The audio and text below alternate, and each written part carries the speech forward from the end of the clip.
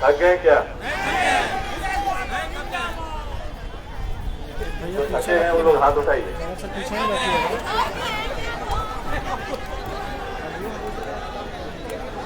जो थक गए हाथ उठा लीजिए,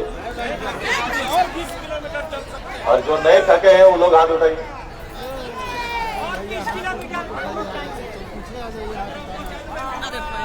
सभी लोग एक दूसरे का हाथ का दूरी बना लीजिए, एक दूसरे का हाथ पकड़ के खड़े हो जाइए मैदान में। सभी कोई उतना दूरी बना लीजिए और उस हिसाब से खड़े हो जाइए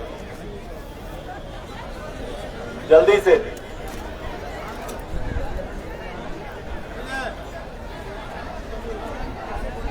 रेडी हो गए?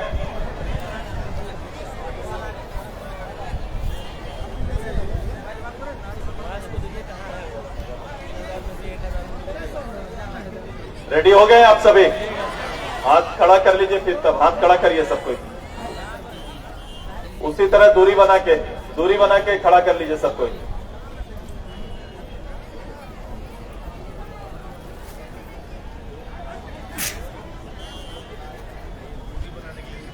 आज सबसे पहले नारा करेंगे, भारत माता की जय, भारत माता की जय, झारखंड जय, झारखंड जय, झारखंड। मैं अपने इस झारखंड के सामाजिक न्याय मार्च में आए हुए, आप सभी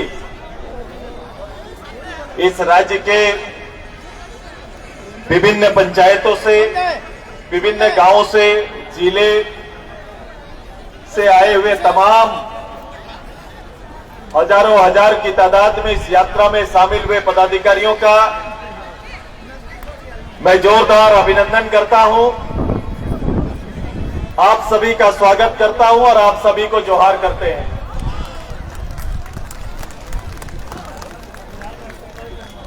जोहार।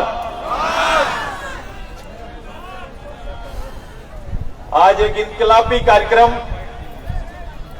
क्रांतिकारी कार्यक्रम, और पूरा ये महीना न्याय माह के रूप में हम सभी लोगों ने डिक्लेयर किया था। इसके तहत हर जिले में कार्यक्रम, सामाजिक रूप से कार्यक्रम पूरे प्रदेश भर में आहूत किए गए, लगातार कार्यक्रम चला है। और आज फिर से अंतिम दिन हम सभी राज्य की राजधानी में एकत्रित हुए हैं और ये हजारों कार्यकर्ता राज्य के संपूर्ण आबादी का और राज्य के चुनौतियों का, सरकार के खिलाफ में, सरकार के नीतियों के खिलाफ में आज ये पूरा बापू वाटिका से लेकर हरमू मैदान तक का कदमताल कार्यक्रम हम सभी लोगों ने किया है। ये कार्यक्रम संदेश है, ये कार्यक्रम माध्यम है, ये कार्यक्रम के द्वारा हमने राज्य के तमाम जनता की भावना को एकत्रित करने का और राज्य के अंदर एक नया इनकलाब तैयार करने का एक जज्बे की शुरुआत की है। क्योंकि जिस जगह पर खड़ा होकर हम बोल रहे हैं, इस जगह से सरकार को और जगाने का काम नहीं होगा। हम यहां पर सरकार को जगाने के लिए आए नहीं, सरकार को प्रारंभ में जगाया जाता है, मध्य में जगाया जाता है, अंत में नहीं जगाया जाता। इसलिए जो काल है, अभी जो समय आ गया, एक सरकार, मैंने कहा था प्रथम बार की झूठ की बुनियाद पे बना सरकार, आज 40 महीना बाद मेरी उसी बात को आज बैठकर झारखंड का कोई भी राजनीतिक चिंता करने वाला, चिंतन करने वाले बैठ के अगर सोचेंगे तो निश्चित रूप से मेरे कहे गए उस सरकार के बहुमत पर दिया गया बयान यथावत रूप से सत्य साबित होगा। क्योंकि जहां पर हम खड़े हैं, मैं कह रहा कि मैं सरकार को जगाने नहीं आया। सरकार को जगाने का समय हाउस के अंदर और बाहर हमने लगातार किया है, लेकिन आज हम जनता को जगाने के राह पर आगे बढ़ चुके हैं। क्योंकि एक सरकार का, मैंने कहा, कार्यकाल 60 महीना का होता है। 60 महीने के कार्यकाल का 40 महीना जिस सरकार का बीत गया, उसे जगाया नहीं कहते हैं। आपकी निद्रा जब 10 बजे रात से 5 बजे सवेरे तक का होता है, यदि कोई आपको रात के 11 बजे, 12 बजे, 1 बजे जगाता है तो आप बोलेंगे जगा दिया। लेकिन कोई भोर के 4 बजे जगाने नहीं जाता है, वो तो उठने का समय हो गया। आज जब हम यहां पर आए हैं, मैं उस समय आके यहां पर खड़ा हूं कि अब झारखंड की जनता को खड़ा होने का समय आ गया है। उस समय आके आपसे हम बात कर रहे हैं, वो समय आ गया। क्योंकि चुनावी वर्ष के नजदीक हम आ गए। अब राज्य को जनमत देना है, राज्य को इस सरकार का मूल्यांकन करना है, राज्य को इस सरकार के बारे में चिंता करके कहीं न कहीं आने वाले 2024 के पार्लियामेंट और असेंबली के लिए लाइन में खड़ा होकर फिर से नया जाना देने का समय आ गया। आ गया कि नहीं बोलो? आ गया ना। हम 24 कुछ महीने बाद 24 के दहलीज पर आ जाएंगे। अब देखो इस सरकार की उपलब्धि और परिणाम। मैं इसीलिए आज एक बात पर सबसे ज्यादा जोर देने का काम करेंगे। पता नहीं, मैं ये पब्लिक से भी, आपके माध्यम से जनता से भी बात कर रहा हूं। मैं आपके माध्यम से राज्य की जनता को संबोधन कर रहा हूं। ये पद यात्रा, हमारा कार्यक्रम, हमारा 7 सूत्री मांग का मूल आधार है। सामाजिक न्याय और सामाजिक न्याय करने वाले या उस समाज के लोगों द्वारा, बहुतायत जनसंख्या द्वारा इस सरकार का गठन किया गया है। मानसिकता लोगों की बिल्कुल वही थी कि ऐसी सरकार आएंगे, ऐसी सरकार का नेतृत्व अगर आएगा, ये गठबंधन आएगा, तो निश्चित रूप से कहीं ना कहीं हमारे मूल विषय पर भार देंगे, मूल विषय पर जोर देंगे। क्योंकि सरकार ने यही झूठा आश्वासन दिया था। सरकार जब आई या सरकार आने से पहले जिन विषयों को रखा था, 40 महीना बीत गए। जिस सरकार में बैठकर सरकार का मुखिया उस राज्य का स्थानीय नीति, नियोजन नीति, विस्थापन नीति, आंदोलन का नीति, आंदोलनकारियों के लिए कहा था कि नीति बनाएंगे, ये एक भी नीति बना पाए क्या? ये एक भी नीति तैयार हुआ क्या? सरकार ने कहा कि मैं नीति आधार पर नौकरी दूंगा। न सरकार की नीति बनी, न यहां के लोगों को नौकरी मिला। इस सरकार ने यहां के पढ़े लिखे नौजवान को, इस सरकार ने सब्सिडी के नाम पर किसान को, इस सरकार ने नियोजन के नाम पर, विस्थापन के नाम पर यहां के मजदूरों को, शासन के नाम पर यहां के लोगों को ठगने का काम किया है। यह सरकार ने किसी भी स्तर पर, मैं बड़ाई कहां करूं, किस बात का करूं कि सरकार ने क्या काम किया। सरकार बीच में जब जोहार यात्रा में निकली तो मुझे लगा कि सरकार उपलब्धियों की पोथी लेकर निकली है। जब विधानसभा के बाहर कैबिनेट का निर्णय होने लगा और फिर प्रायोजित रूप से रंग, गुलाल, अबीर, ढोल बजने लगे थे, ये दृश्य को भी पूरे झारखंड की जनता ने देखा है, जोहार यात्रा को भी देखा है। और सब देखने के बाद अंततः जोहार यात्रा बंद हो गया, नियुक्ति के लिए विज्ञापन निकला, बंद हो गया। एक भी काम इस प्रदेश में हुआ नहीं, एक भी लोगों की जरूरत पूरी नहीं हुई। ये सरकार, मैं तो कहता हूं कि प्रयोग के लिए सरकार नहीं बनता जी। यहां पर मंत्री, मुख्यमंत्री का लर्निंग स्कूल नहीं है गवर्नमेंट, बल्कि जो लोग सरकार चला सकते हैं उनको ही सत्ता में आने का हक है। ये समय इस विषय का। सरकार सीखने आने के बाद सीखने का जगह है क्या कि मंत्री बनेंगे सीखेंगे, मुख्यमंत्री बनेंगे सीखेंगे? यह भारत की राजनीति, भारत के लोकतंत्र को पीछे मुड़ के देखो कि जो लोग इसमें जानकार लोग, जो लोग इसमें दक्ष होते थे, जिनको भारत के संविधान का और संविधान के दायरे में देश को आगे बढ़ाने का जज्बा होता था, नेतृत्व क्षमता होता था, उन्हें देश की कमान और राज्यों की कमान दी जाती है। यहां तो ऐसे ही चले, यहां तो ऐसे ही आए, ऐसे ही बैठ गए। ये लर्निंग स्कूल नहीं है, ये राज्य की राजनीति के लिए बड़ा चिंता का विषय है। इस राज्य के अंदर सामाजिक, आर्थिक और राजनीतिक क्षति हुआ है प्रदेश का। इस दुर्गति के लिए कोई और दूसरा नहीं, ये सरकार और सरकार में बैठे लोग जिम्मेदार हैं।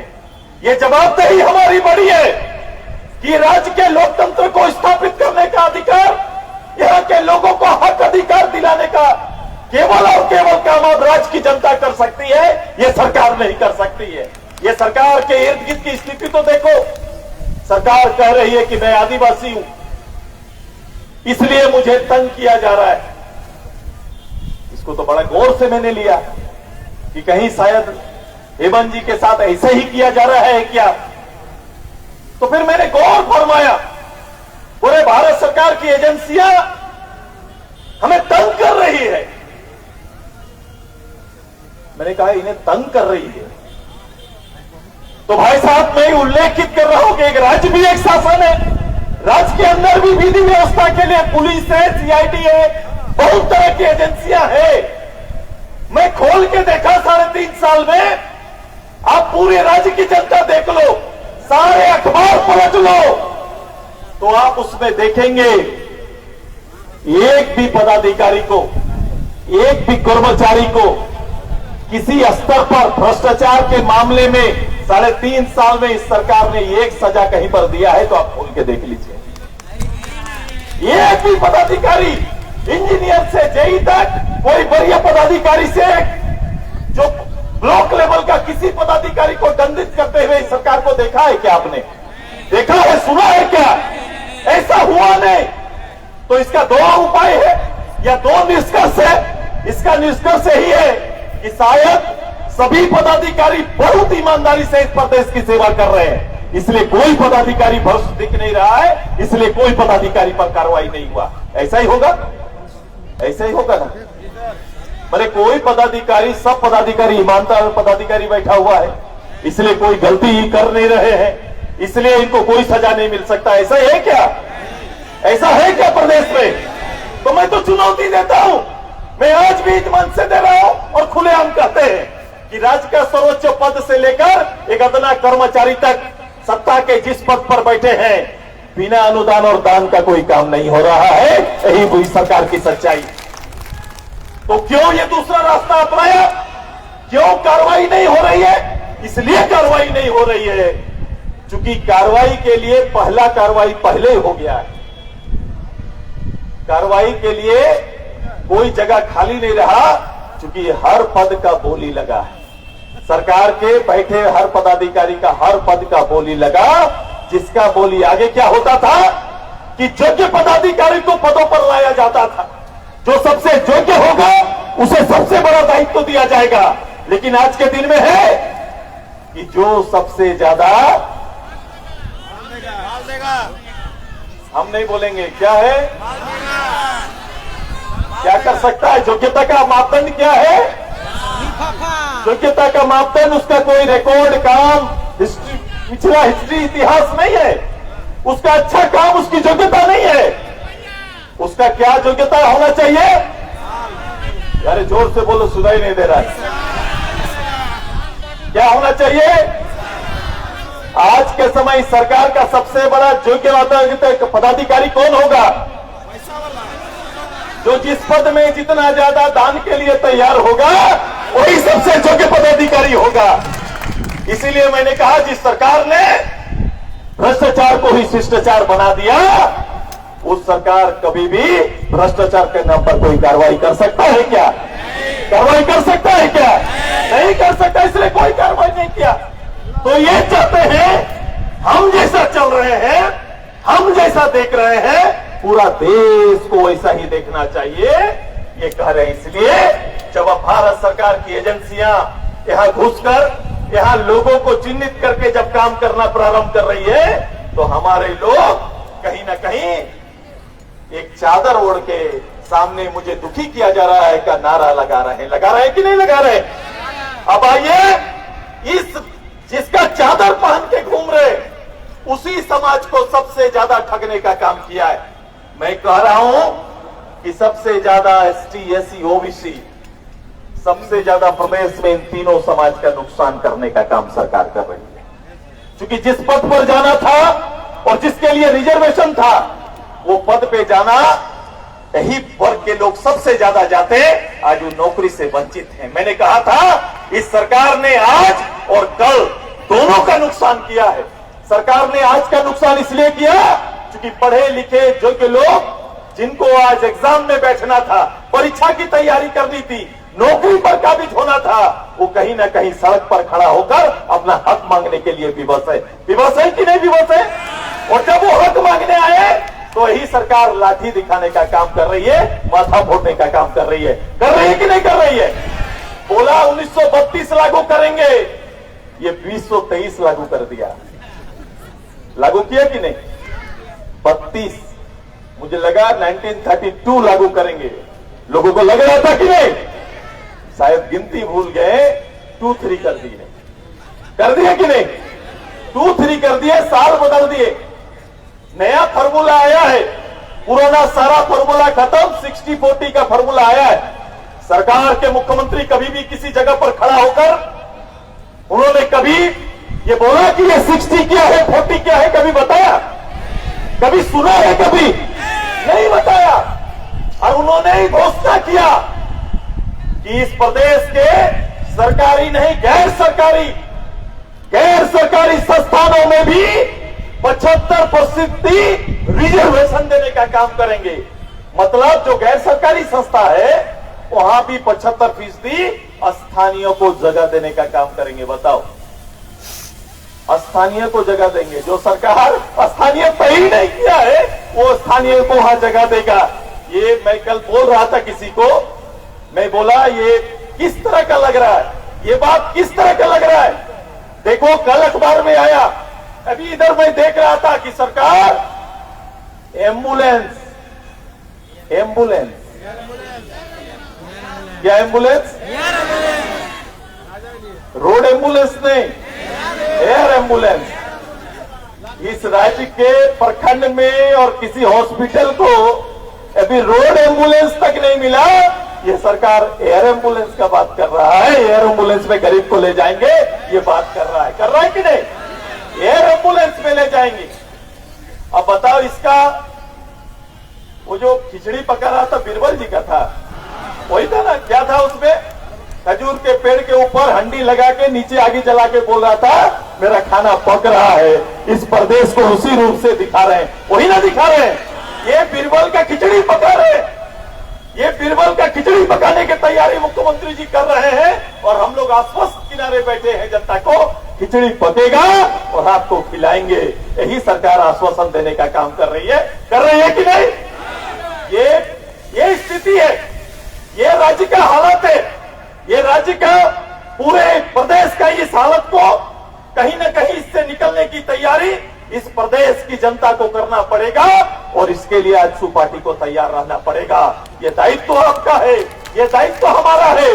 ये पदयात्रा लोगों को जगाने और आह्वान करने के लिए, इस प्रदेश के 3 करोड़ जनता को उसके हक अधिकार के लिए फिर से नए गुलाम के तैयार करने के लिए आज का ये कार्यक्रम हम लोग ने रखा है। तैयार है कि नहीं? तैयार है ना सभी लोग? देखो, हमने इस कार्यक्रम को सामाजिक न्याय कार्यक्रम रखा। सामाजिक न्याय कार्यक्रम में देखो कहां ठगे गए हम। सरकार ने कहा कि मैं आदिवासियों का आरक्षण बढ़ाएंगे, बोला 26 से 28 कर देंगे, शेड्यूल कास्ट को 14 कर देंगे 10 से, बैकवर्ड का 14 है तो मैं 27 ले जाऊंगा।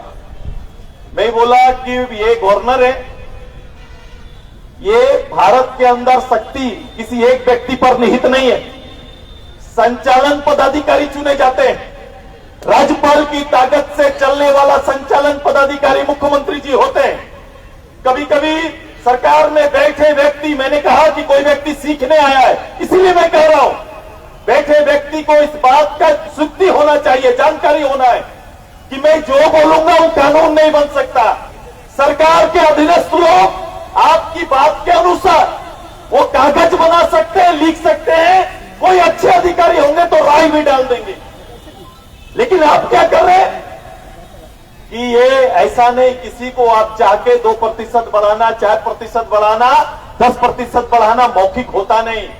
भारत सरकार ने कहा है और खासकर इस विषय पर सुप्रीम कोर्ट का जजमेंट है। उन्होंने कहा है कि राज्य के अंदर आरक्षण तय करने का अधिकार राज्य सरकार को है, लेकिन राज्य सरकार को उसके कारण बताने पड़ेंगे, उसका कोई ना कोई सरकारी संस्था से एग्जामिन करना पड़ेगा, टेस्ट तैयार करना पड़ेगा। सामाजिक आर्थिक रूप से पिछड़े लोगों को लाभ देना चाहते हैं तो कहीं ना कहीं सामाजिक आर्थिक शैक्षणिक रूप से पिछड़े, ये तीनों टेस्ट आपको कराने पड़ेंगे, तब जाके ये होगा। सरकार ने कोई संस्था बनाकर अगर 2% आबादी मेरे ट्राइब का बढ़ा, उसका कोई मूल्यांकन किया क्या? कोई शेड्यूल कास्ट का मूल्यांकन किया क्या? या फिर सामाजिक लोग जो ओबीसी के लोग हैं, इनका कोई मूल्यांकन प्रदेश के अंदर हुआ क्या? बताओ, हुआ है क्या? अब देखो, ये आजसू पार्टी ही है, न केवल सदन में, न केवल सड़क पर, बल्कि सुप्रीम कोर्ट तक चुनौती देने वाला एक मात्र पार्टी वो आजसू पार्टी है। तब जाके आज ये संभव हुआ। हमने पंचायत चुनाव में मैंने कहा था कि पंचायत चुनाव में ओबीसी का आरक्षण तय करो, जो पूर्व काल में इस प्रदेश में हुआ, सरकार ने अनदेखी किया। उसी तरह नगर इकाई का चुनाव हुआ, होने का था, सरकार ने फिर अनदेखी करके आगे बढ़ने का काम किया था। हमने चुनौती दिया, पिछले बार ही पंचायत में हम सुप्रीम कोर्ट तक गए थे। मैं अपने सांसद साहब को धन्यवाद देता हूं कि उन्होंने वहां सदन से लेकर सांसद भवन तक एक कहीं न कहीं जाकर इस लड़ाई को पूर्ण रूप से स्थापित करने का काम किया। आज ये हुआ कि प्रथम बार सुप्रीम कोर्ट ने पिछले आदेश को दोहराते हुए राज्य सरकार को यह सूचित किया कि सबसे पहले राज्य के अंदर नगर चुनाव करने से पहले वहां के लोगों का ट्रिपल टेस्ट करा लीजिए, ओबीसी का आरक्षण पहले तय करिए, तब जाके आप चुनाव करा सकते हैं। ये सरकार बाध्य हुई आजसू की लड़ाई के बदौलत। अब आने वाला समय में जब भी नगर इकाई का चुनाव होगा, पंचायत का चुनाव होगा, तो ओबीसी को आरक्षण देना पड़ेगा, ये तो सुनिश्चित हो गया। लेकिन देखो निर्णय सरकार का निर्णय देखो, ये भी नगर का चुनाव नहीं हो पाया समय पर। इसके लिए जिम्मेदार कौन? सरकार जिम्मेदार है। अगर सरकार जिम्मेदार है तो सरकार को जिम्मेदारी लेते हुए पहले तो समय सीमा के अंदर ये ट्रिपल टेस्ट कराना है। दूसरा, सरकार को समय के अंदर ये संस्था को चलाने के लिए कभी भी अधिकारी को चीफ नहीं बनाना चाहिए। जैसे पंचायत चुनाव का एक्सटेंशन हम लोगों ने 2 बार दिया, उसी तरह नगर चुनाव को भी एक्सटेंशन देना चाहिए।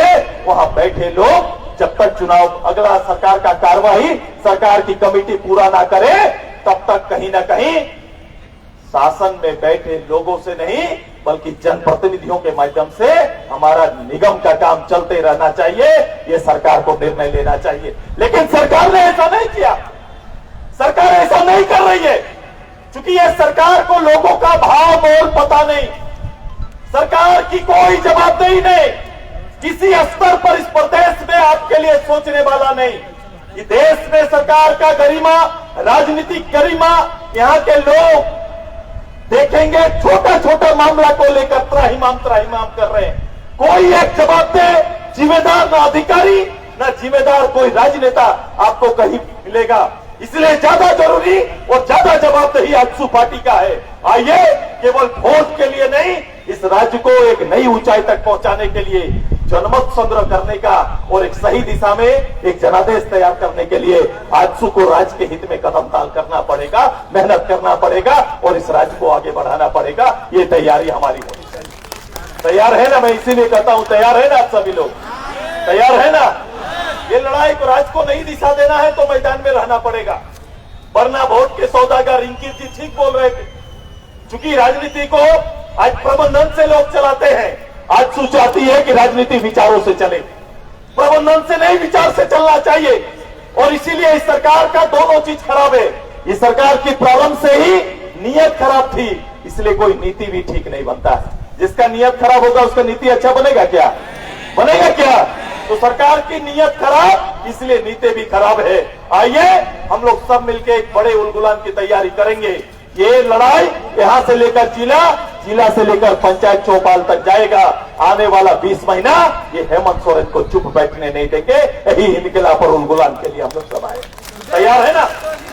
20 महीना बचा हुआ है सरकार शेष, सरकार का शेष और हमारा समर का भी शेष 20 महीना बचा हुआ है। तैयार है ना? तब तो इतनी चलती धूप में कोई राजनीतिक दल कार्यक्रम करना नहीं चाहता है। मुझे कई लोग कह रहे थे कि कार्यक्रम नहीं चल रहा है। मैं बोलो सरकार आज के दिन में, यही सरकार पहले बात कर रही थी, सरकार का विकास सरकारी खंभों में नजर आता है। मैंने कहा सरकार का विकास कहां आता है? सरकारी खंभों में इश्तेहार के रूप में नजर आ रहा है। इसके अलावा सरकार नहीं। सरकार मतलब हेमंत सोरेन और अपना परिवार समझते हैं। सरकार मतलब पब्लिक नहीं, सरकार मतलब हेमंत जी का विकास ही ये राज्य का विकास मानक बन चुका है। आइए इस मानक और मिथ्या को तोड़ने के लिए एक नए इनकलाब की तैयारी करेंगे। तैयार है सभी? चलो खड़े हो जाइए, आइए सबको। हमारा 7 सूत्री मांगे। इस राज्य में जातीय जनगणना होना चाहिए ना?